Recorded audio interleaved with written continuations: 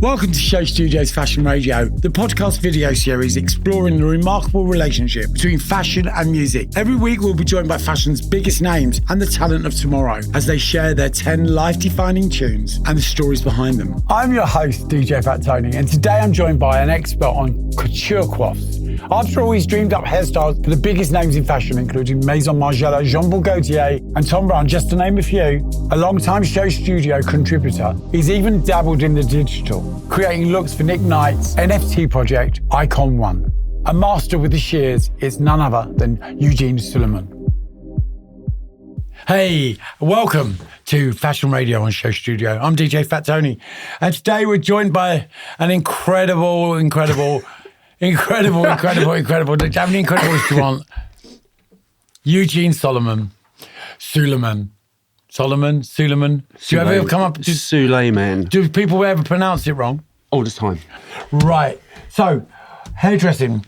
You know, you're one of the, I always think with hairdressers and music and fashion, they're kind of always the unsung heroes. Do you get what I mean? I kind of think, there's three aspects to a fashion show that are really important, right? Mm-hmm. I think, obviously, the collection. Yeah. Then it's the music, because the music needs to go with the collection. Absolutely. And then it's hair. Yes. It's hair. Hair can sell a show. When you're doing a look, it's all about the hair, right? Yeah. And do you find that there's I know back in the early days when the shows were on, there was always like a rivalry between hairdressers. Do you still get that? I don't feel it as much as I used to feel it, and I think now I guess I can only talk about it personally. Yeah, of course. I'm far more grateful that I actually have got some work, right, and keeping that work rather than trying to kind of extend myself to the point where I'm fucking greedy, and I'm clamoring for everything and I'm really hungry. Now, for me, I just really want to do the best job that I can possibly do for designers, literally. And I don't spread myself thin anymore. In fact, I knock a lot of shows out of the park because I tend to work with people that want me to collaborate with them, as opposed to doing a ponytail or something slick back. So you're part of the collection, is it basically at the end of the day. Yeah. I think that when you do get to any point in any career where you spread yourself so thin, you become desperate. You dilute There's yourself, a real desperation in it. Do you know what I mean? And you can't really concentrate on one area or one thing. So you're giving everything 20%. Yeah, and you're not being true to yourself, are you? No. I mean, if you kind of if you love your job and you love what you're doing, why would you not want to do it amazingly well or to the best? End of story. How long have you been doing this now? I think about 1992, I think. Wow. Who was the first show you did? Who did you work with first? First show was Lee. Yeah, of course. It was done in the Paradise Garage in Chelsea. Yeah. And I collaborated, because back in those days, there really wasn't any rivalry because it was so long ago. I used to work a lot with another hairdresser, a Scottish hairdresser called Colin Roy. Yeah, I know. He was a bigger hairdresser than I was at the time. Yeah, right? And God bless him. Yeah, it was great. And we just used to just do hair and enjoy doing it. Yeah. And he was a mate, and we were very supportive. And those were the days when I guess there were a lot fewer magazines, like magazines like Vogue would never even look at me because, I'm... Yeah. Yeah, of course. I'm from a council estate and I guess I didn't fit into what the mould a hairdresser should fit into, really. Yeah. You just said it actually already. I don't even need to ask you. Do you still love what you do? Yeah, of course I do, yeah. Do you still get excited? I get excited about it, yeah. That's why you're still doing it. Yeah, for sure. You know, it's like for me, I love my job so much. I love music, and I love making people dance, and I love making people happy. So for me, it's the ultimate job because I thrive off of energy. Yeah, and you please people, right? You make people totally, happy. and people walk away from it, and they give you happiness back, right? 100%. Yeah, It's a two-way street.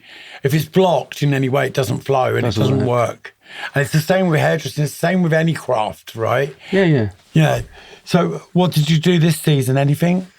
This season, I just did one show to start with because I have two really kind of like big shows that actually I did Margiela. What am I talking about? Which was hang on, I did. I did Margiela. Only Margiela. Incredible. Yeah, the best, right? That's like a week and a half of work. But let's talk about John G. Yeah. Yes. I mean the excellence of John G. Can we stop ourselves talking about him? Well, you know what? We could be here all day talking about him. We could. You know, for me, it's the ultimate. You mentioned Lee. Lee and John. Right. On that level. Yeah. But for me, out of anyone in this world right now, Johnny it always is. G. Yeah. You know, you don't get a better designer and more articulate designer. You know, it's not even about. I mean, he's not. He's an artist in so many levels. He's an artist. He's a designer. He is a historian. He's a lover of life, and he's just like this sponge, isn't he? He just soaks everything up, and when he rinses that sponge, you just never know what's going to come out of it, do you? Like, I never know. I've been working with him for like 10 years now, and he's an absolute joy, and he's so open. Yeah, he really is, and I'm always surprised and excited every time I go to work with him. I mean, because I feel like I'm at home. When you kind of feel that way, you do put a lot of pressure on yourself, right, to even stretch your boundaries, and you have to become comfortable with being uncomfortable, because you know when you're uncomfortable, you're actually doing something that hasn't been done before, and that's like so exciting. But you know, the thing is, as I always say, you know, nothing good comes from comfort. Ever. No, never. If you're comfortable, you can't become complacent. You become lazy. You become sluggish. Nothing is there. There is nothing great that comes from being comfortable ever. No. You know, it turns you into a slob, and it's not just about lazing around. Just everything that you do is slobbish. Whereas when you're uncomfortable, you're always. I said this the other day when I was interviewing Karen Elson. I was like, you know, that uncomfortableness is what keeps us going, keeps us thriving. 100%. You know, when you work with someone like John, like I constantly feel, right, he's not there ticking off boxes, right? He's driven by his imagination, his dreams, his emotions. That's what I feel when I, you know, when I see John and when I work with John. I don't feel, right, that he's like ticking this box off, like, oh, I need to make a camel coat, or I need to do this, or I need to do everyone's that. wearing pink this season. Everyone's wearing pink. Oh, we went to the, you know, fabric fair, and like there's this new technology. None of that. I mean, he was doing like blacklight fabrics like a year before Prada did and stuff like that. He's always so fucking ahead. Always like has ahead. Been. Always has been. Right? You know, and from that very incredible. first Gardener's collection at St. Martin's, all of that stuff's just mind-blowingly, it's numbingly beautiful. You just look back on it and you think there's not been one moment within his career. Well, he's been crap. Never. He's never done the crap collection, ever. No. Whether he be at Dior or wherever he be at John, it's always just been John G. And it's, you know, major. Yeah, totally. But the good thing about him is what this podcast is about as well, is the fact that he knows that music complements his fashion, and it's always been about the music for him for the shows. Right, let's get into your first question. Oh God! Right, which is your track from your childhood that influenced your personal style and taste. Right, I quite like this one. What's your answer? Go on. School's Out by Alice Cooper. Why? I remember when I just started secondary school. As a child, right, I was sent to school at a very early age, like a year before I was meant to, because I was hyperactive and my IQ test was off the charts. And I just remember being the youngest kid in the class, right, and the teacher sitting me in the back of the class and giving me a set of colouring pencils and said, there you go, you can do some drawings. And I, from that moment on, right, and I can distinctively remember that day, I rebelled and I fucking hated school and I hated authority and I absolutely hated mediocrity and people that I felt were boring or average. I absolutely hated it. And I remember literally like about a week later, I was watching Top of the Pops, right? And is it still on Top of the Pops? No, it's not. Oh, what a shame. Like, total shame. And I just remember listening to, you know, dun, dun, dun, dun, dun, and seeing this geezer with like makeup on that was like dripping off his face with a fucking boa constrictor around him, just singing this song, which blew my mind, right? Because I connected with that straight away. Okay, track number 2 of film. That's really important for you. Soundtrack from a film. That's Midnight Express, the film, and the track is A Chase. And for me, I guess it was probably the first time I heard electronic music. Right, and I'd obviously from my previous one, I associated music with guitars, drums. Yeah, but it was all, you know, that post disco era. Yeah. You know, it was all about the band, and suddenly along comes this thing called a synthesizer. That changed the world, and it changed dance music, it changed pop music, it changed popular culture. Do you know what I loved about it? What I loved about it was the fact that it was made by, obviously it was a machine that made it, but it was, that track for me was like so charged and fast paced. I really felt like I was on a journey. Right, and I began to think of music in a very different way. I stopped thinking about music as if it was, you know, like a verse and a chorus and a guitar solo and a this and a that. Yeah. You know, I stopped thinking about it that way. And when I heard that, the soundtrack just travelled and I felt like I was on a journey, and it built and built and built. And it was very repetitive, but I became quite...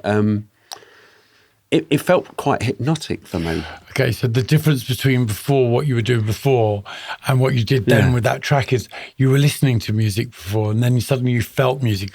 You just described a feeling. And that's what music is. It's a feeling. And when we discover that music is a feeling, it's a whole different opens world. Up another it really does. Because before we can sit and listen to something and go, oh yeah, it's happy enough for not taking it in, right? It's background noise. It's like white noise. But you're in the car, aren't you? As soon as you're in this thing, and it suddenly your heartbeat's racing. Yeah, where's it going? I don't know where it's going. Feeling. It's an amazing feeling. What about the film like Midnight Express? Well, I'm half Turkish. Yeah, right. So for me it was quite interesting. I just thought it was quite an amazing film. It was totally brutal. Which takes us to, what do you listen to day to day? Do you know what? I'm really quite open to listening to anything, because obviously I like to discover music and I like to, you know, be inspired by music. I've got to say, I mean, whenever I do a show, right, one of the first things, or the second thing I want to know about is the music. Because for me, music is almost more important than the hair, because what it does is it puts me in a zone. Vibrations of music change how I feel. They do. Yeah. You know, I'm quite sensitive in that way, and I can visualise a look when I hear music. I'm not one of these hairdressers that will be on the internet and I'll be researching, you know, like 1960s, blah, blah, blah, or some famous actress or a tribe somewhere. I'm not that person. I'm strictly a vibe person. And I'm pretty much open to listening to all forms of music. I mean, I can listen to Beethoven, right? I can listen to Katy Perry. I literally punk rock, metal, drum and bass, hip hop, like everything. We're more than one thing, aren't we? We're complicated people, and certain things work for how we're feeling at the moment. Or if you want to change how we feel, we'll listen to something that's like uplifting. You know, if I feel like shit, I'll put on some Brazilian funk. Because you know it works. Oh, mate, it drives me crazy. You know it's going to take you there, right? It's sexy, it's dirty, it's great. But that's the connection with music. It's called music. You know, as soon as we start categorising things and putting them into genres and giving them labels, and, you know, you meet people and they go, oh, I'm only into drum and bass. How can you only be into one genre of music? It's absolute bollocks. Makes no sense. None. Do you get what I mean? Because you don't understand what you're listening to. Are you the same person every moment of the day? Of course you're not. Hell no. I wished I was sometimes, but... Me and my 14,000 personalities. It's all right. It's called character. You know that. Okay, what do you listen to when you're working? It's always a good question for hairdressers especially. I'm an old punk rocker, obviously. I had quite an unusual youth. My mum married a Turkish man, like in the late 50s. My aunt married an African American. Wow. Okay. In like 1956. Yeah. He was a soldier and he worked on an American air base in Harrow, and they met. The dream. And they dream. So my upbringing has been very.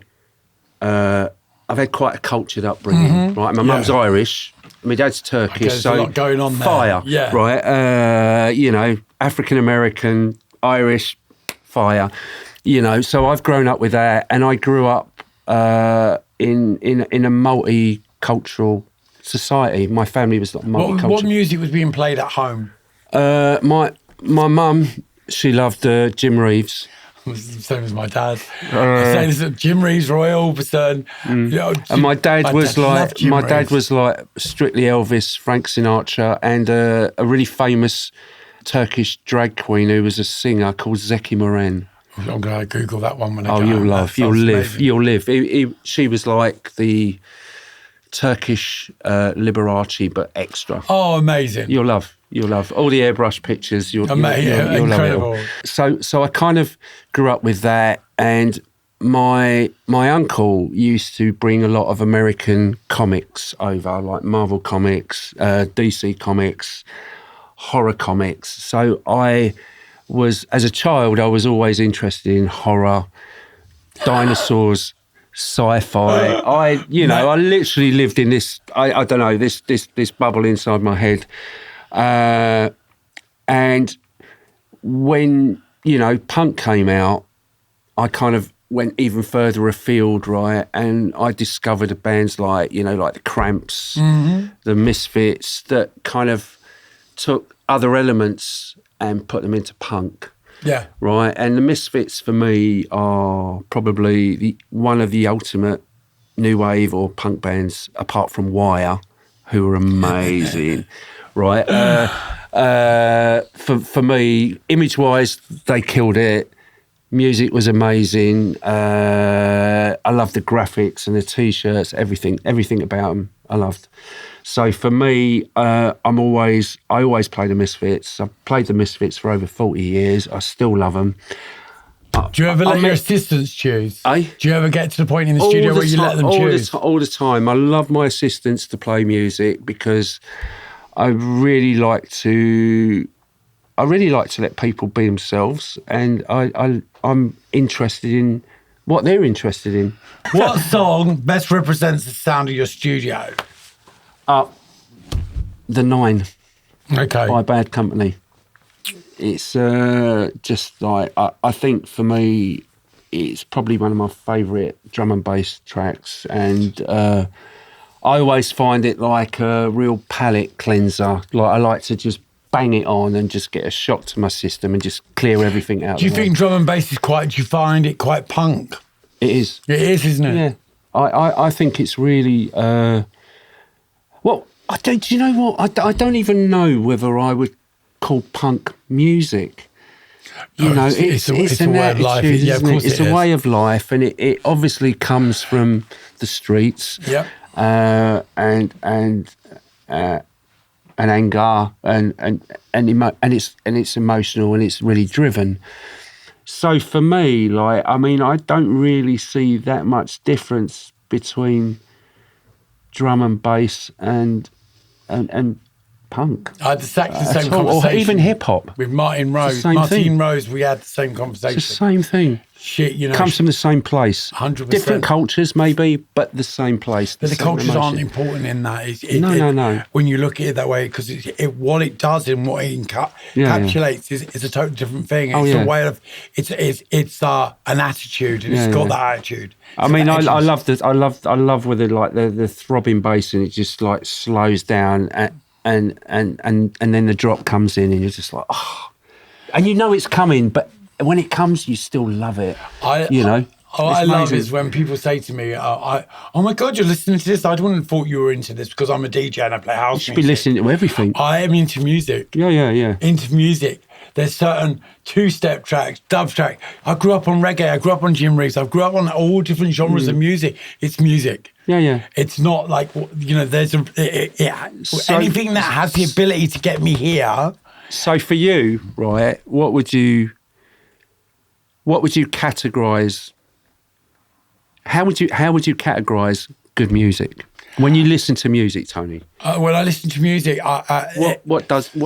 anything that makes my hair stand on end. I can listen to certain tracks and 3 bars in, and my hairs will stand on end. Right. It's that energy that comes through me. The bass line, it has to have a really good bass line. I love vocals as well. I'm a real anything with emotion. Right. But you know what? Beethoven has emotion. It doesn't have to have vocals. It's how it's layered. There are many facets to music. It just changes everything for me. Yeah. It can make me. I can be somewhere. There's certain, you know, I do this one job a week that I do, which is we run a Saturday afternoon thing called Full Fat, and at that I play certain tracks every week, the same, you know. And for me, as a DJ, that's quite boring to do because I'm just playing like a jukebox. Sure. But that's what's expected of that brunch. But there's certain tracks at that point that I will play, and it will bring tears to my eyes every week. Every time I put it on, I will start to cry and I have to turn around away from the audience because it has that power and that ability to transform me to it and take me to that place that it needed to take me to. Yeah. And you know, and I kind of, some weeks I think, I can't believe I'm still fucking crying over this. Do you know, Angie Stone, I wish I didn't miss you. That just like beautiful. Takes me. I'm just like, because they all have memories attached to them. I mean, one of my favourites is Unchained Melody by the Righteous Brothers. And I bawl my fucking eyes out. Incredible. And I've heard that for years, and I just go, oh fuck. For me, I mean, it should be on there, and it isn't, you know. But that for me just makes me go like, you know, like literally, or You'll Never Walk Alone. I mean, because it's the heart, it's the passion, and when you hear music like that, you believe that they believe, right? And you're there with them. Okay, the most important song you've heard from a catwalk show, which is my favourite question. Right. This, for me, it's quite it's a great choice. An unusual one because I just think that this song kind of just puts you into this kind of other space when you hear it. Like your feet are not on the ground. You're just floating around this clean kind of heaven. What is it called? Go on, say it. Merry Christmas, Mr. Lawrence. Such a genius. Such an amazing track, and I just, whenever I hear it, I just feel like cleansed, and that I'm almost not even human. I'm just floating somewhere. And I don't know why I feel that, but that for me is one of my favourite Catwalk songs. I know it probably isn't something that's traditional, and it was played at a show, a designer that I used to work with called Tom Brown, and I was just like, I was not expecting that, because normally he has like really kind of like tricky kind of electronic music that's mixed with something, and that for me was just wow. You know, I mean, you know, it's one of those things that you what you described with that floating feeling. You're in heaven, tune with it. You're in tune with the track. Yeah. There's certain elements to that's in tune with your body. Yeah, you know what I mean. There's like sadness to it. There's optimism. There's everything. What was the collection like that went with it? Tom Brown. It was wool and grey with really unusual. It was actually beautiful, because we kind of we did this hair, and I kind of, they said, we want you to do we're really into the idea of the girls looking like Marie Antoinette, and I was like, oh fuck, like this is Julien's territory, right? This is not my territory, right? And I can't copy him, because he's a god, as far as I'm concerned. You know. And I was like, I can't plagiarise him. What the can I do? And I did it. But you know, it was like towering braids that went up, and big matted rolls and clumps of hair, and it was really beautiful, because the girls had this really high head of hair, but there were bits that were floating, so they almost felt like they were in water, which is kind of, when I heard that soundtrack, you were kind of being supported by the environment, and that's being carried, right? Like lifted. So that was what the show looked like, and the hair looked like, and it was a really beautiful moment, I thought. And I love the fact that you chose that track. When I looked at your list and I saw that, I thought, oh, I love that, because a lot of people don't know about that. And if you're listening to this podcast and you don't know what Merry Christmas, Mr. Lawrence is, you should do. Just go out, do yourself a favour and treat yourself to it. You know, it's an incredible film, and the soundtrack's even better. Right, best music video in terms of fashion. Love your answer to this one. Do you? Yeah. Obviously, for me, Ashes to Ashes, Bowie, or I didn't put it on there, but it was when I was a kid, I thought it was one of the most incredible videos. Was "Boys Keep Swinging" by David Bowie, and it was on the Kenny Everett show. I don't know if you remember. I remember the Kenny Everett show, of course. It was that where Bowie was at the latter stage of the video, he was in drag, and he played all these Hollywood actresses. I just thought that was really inspiring and incredible. Obviously, because I'm 60 now, right, and I grew up as a punk, and, you know, we all went off, and punk evolved, and it evolved into, like, the New Romantics. Yeah. And I love the fact that Bowie had got his children in his video, because we all are Bowie's children, aren't we? It was amazing, wasn't it? The fact that you had Judith Franklin, you had Steve Strange, you had all of these people in Ashes to Ashes, all dressed like from the Blitz. I mean, come on. Yeah, Even the story that goes with that video. It's amazing, right? It's just so incredible. The fact that he went to the Blitz and chose who he wanted to be in the video. It's like, you know, it was really like just a testament of those times, you know, and it's supportive. And it was such an incredible thing. Amazing, I mean, right? Bowie pops up so much within this podcast.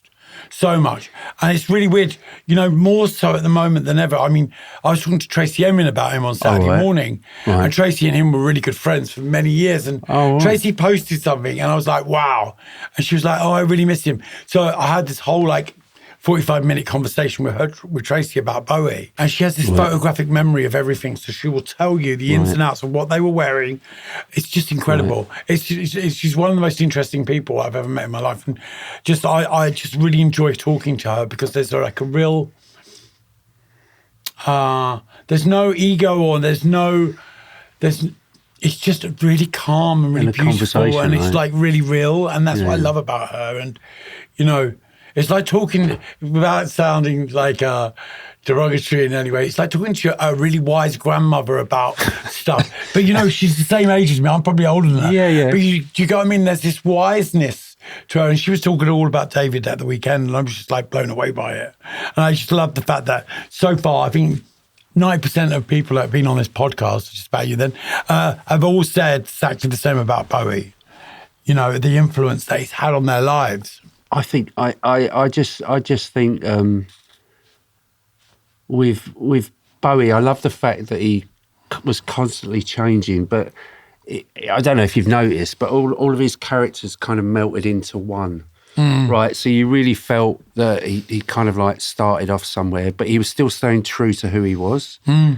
But there were levels to his characters or his personality. Did you like Black Star, the last album? I thought that was amazing.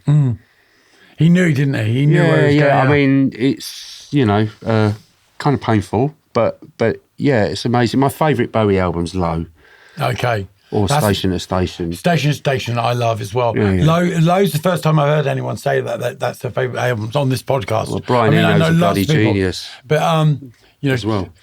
Karen Elson was on here the other night. Hers was, what did she choose? Life on Mars. Right. You know, great track. Yeah, great video as well, I mean. Yeah. It's Bowie. I mean, come on. It's going to be great, right? Yeah. I mean, I don't think he had a couple of moments in the 80s that were not so great. Who didn't? Other misses as well, yeah. The 80s, the 90s, the 2000s. We've all had a few of those moments. They weren't documented. Oh, they were. I'll find out. Right, a song from a musician you wish to have worked with. Well, you know, for me, it would be Beethoven. Amazing choice. Symphony No. 5. I think that's probably one of the first punk tunes ever. When I listen to it, because if I think about when it was written and when it was played, I can't imagine what the audience would have thought when they would have heard that. Yeah, because it's really hard. And also you've got down here, Brian Eno, Bowie again, and the glam period. You're a bit of a glam rocker, aren't you? Yeah, I think with my age. How old are you now? I'm 60. Oh, okay, amazing. Yeah, so I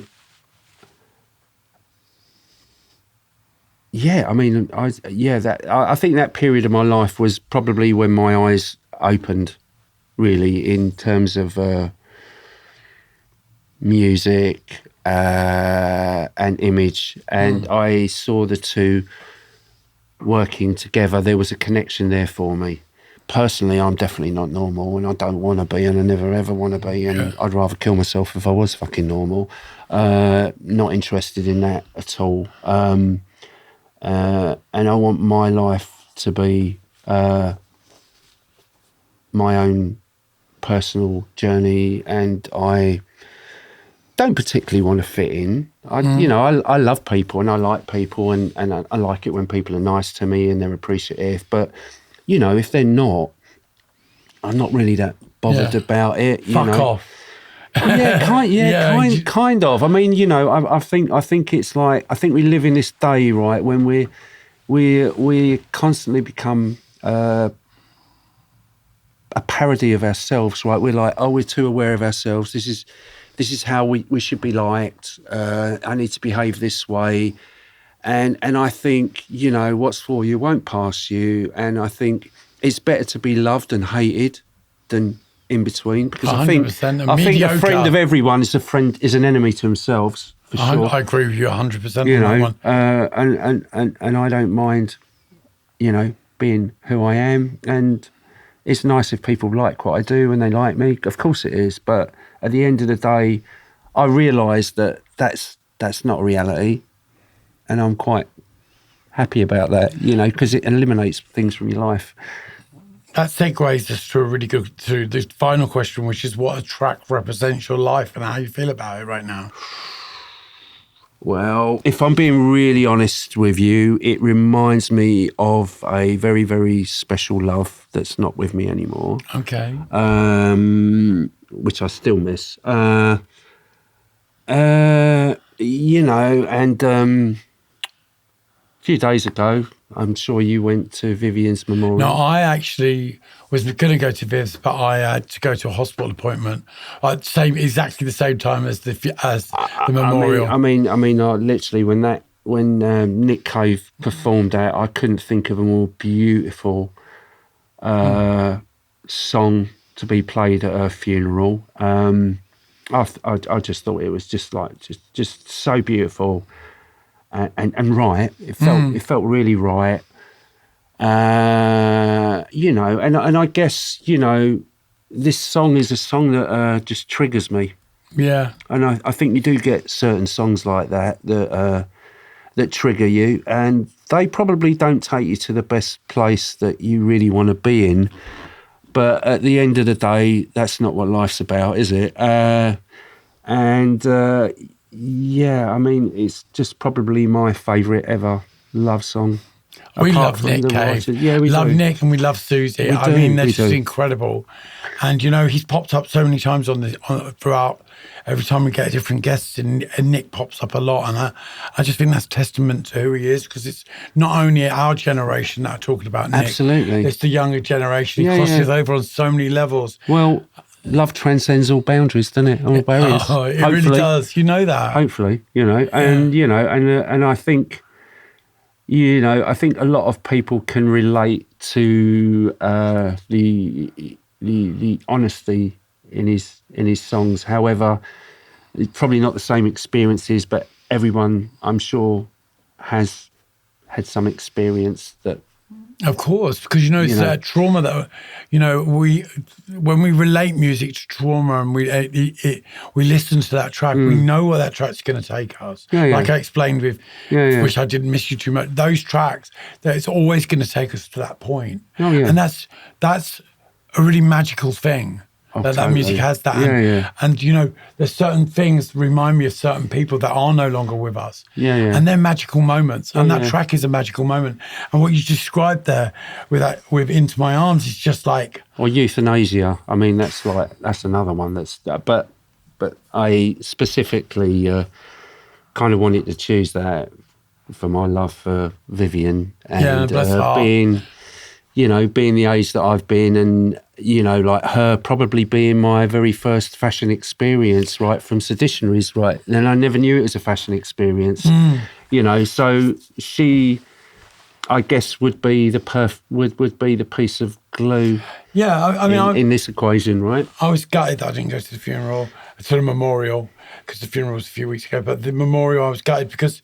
You know, I grew up with me and Joe, her son, was in class together at school. He didn't go rogue. I was really quite impressed with him. No, he's done good, didn't he? He did really good. He's in a bad way, bless him. But, you know... Well, you know... But who isn't? When we lose someone we love, and that... Absolutely. You know, that's what we do. And, you know, so I was gutted that I couldn't go to it. But, you know, it was beautiful. It was, do you know what? It was just a very beautiful experience. And it was, you know, it was great that everyone had the opportunity to say goodbye. And you know she hated memorials, right? Well, you know, it wasn't a lot she loved, actually. It's such a Vivian thing as well. Yeah, but that's why we love her, right? Exactly right, and always will. Yeah. All right, that brings us to the end of your questions, man. What an amazing insight into your world. Thank you. Seriously. I love the fact that you're still a punk rocker. Oh, it's too late for me. I love it. Too late. You know what I mean? Thanks so much for coming. Thank you, Tony. It's been a pleasure. Amazing. Thank you.